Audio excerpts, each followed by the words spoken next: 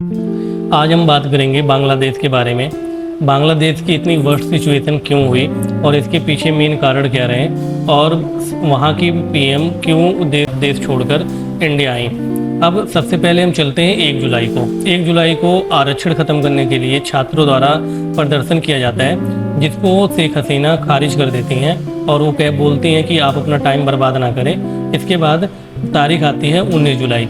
19 जुलाई को क्या होता है कि 6 सुरक्षा कर्मियों में बहस होती है, नोक-झोंक होती है। नोक-झोंक करने के बाद वहाँ पर गोली चलती है, जिसमें 67 लोगों की डेथ हो जाती है। अब जब डेथ होती है तो ये मामला कोर्ट में जाता है। वहाँ की सुप्रीम कोर्ट 21 जुलाई को ये फैसला देती है कि जो इसके अंदर पूरे चेंजेस वो नहीं कर सकते, लेकिन 5% हम आरक्षण देंगे, इतना हम आपको दे सकते हैं, इससे ज़्यादा हम इसके अंदर कुछ नहीं कर सकते। अब ये जो सिचुएशन होती है, इस टाइम छात्र पूरे बांग्लादेश के छात्र इकट्ठे होते हैं और फिर धरना प्रदर्शन को आगे बढ़ाते हैं। अब इसमें होता क्या है कि उनकी जो मांग होती है वो मांग आरक्षण को लेकर होती है कि आरक्षण आप ख़त्म करो, लेकिन वहाँ पर आरक्षण नहीं ख़त्म होता, जिसको लेके ये धरना प्रदर्शन बढ़ती जाती है। और बढ़ते बढ़ते यहाँ पर सिर्फ और सिर्फ जुलाई के महीने में 300 लोगों की डेथ हो जाती है। और ये 300 लोग जो मरते हैं, इसमें कुछ सुरक्षाकर्मी और कुछ वहाँ के धरना प्रदर्शनकारी भी होते हैं जिनका जान जाती है। अब ये जो मैटर होता है ये आता है अगस्त में। अगस्त में 4 तारीख को 97 लोगों की डेथ होती है।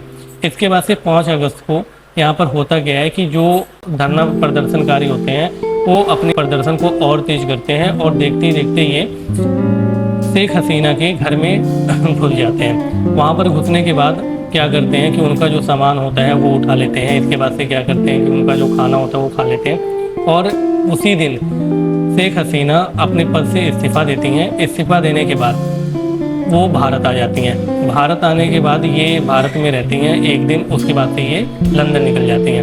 अब वहाँ पर जो अंतरिम गवर्नमेंट बनती है वो सेना की गवर्नमेंट होती है। अब सेना ने जो भी सरकार सत्ता संभाली उसमें उनको मैनेज करने में टाइम तो लगेगा।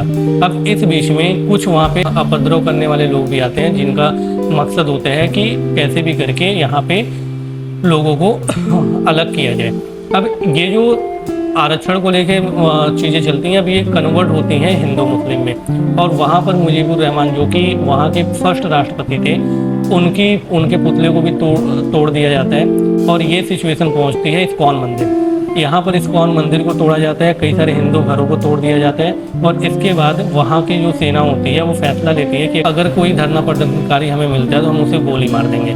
लेकिन फिर भी वहाँ के लोगों का कोई भी रवैया चेंज नहीं होता और धीरे धीरे ये चीज़ें बढ़ती जाती हैं।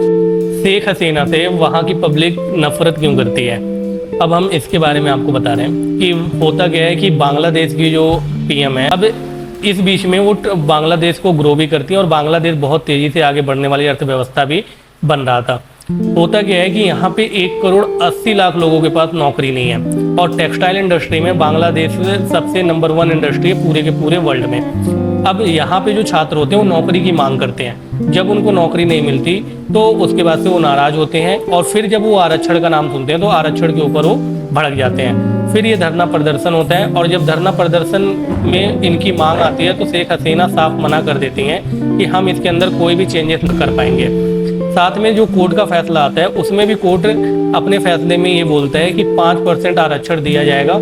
1/3 लोगों को जो भी होंगे उसमें से 1/3 लोगों को 5% आरक्षण दिया जाएगा।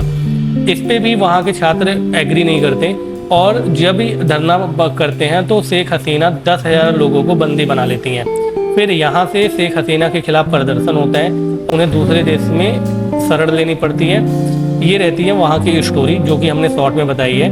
बाकी नेक्स्ट वीडियो में आप हमारे देखना, उसमें हम और डिटेल में आपको बताएंगे कि कैसे वहाँ पे सिचुएशन सही हो सकती है और आगे इसके ऊपर कैसे काम करना होगा वहाँ की गवर्नमेंट को। तो चैनल को आप हमारे सब्सक्राइब कर लो और नोटिफिकेशन को ऑन कर लो ताकि आपके पास हमारी नई वीडियो का नोटिफिकेशन आता है।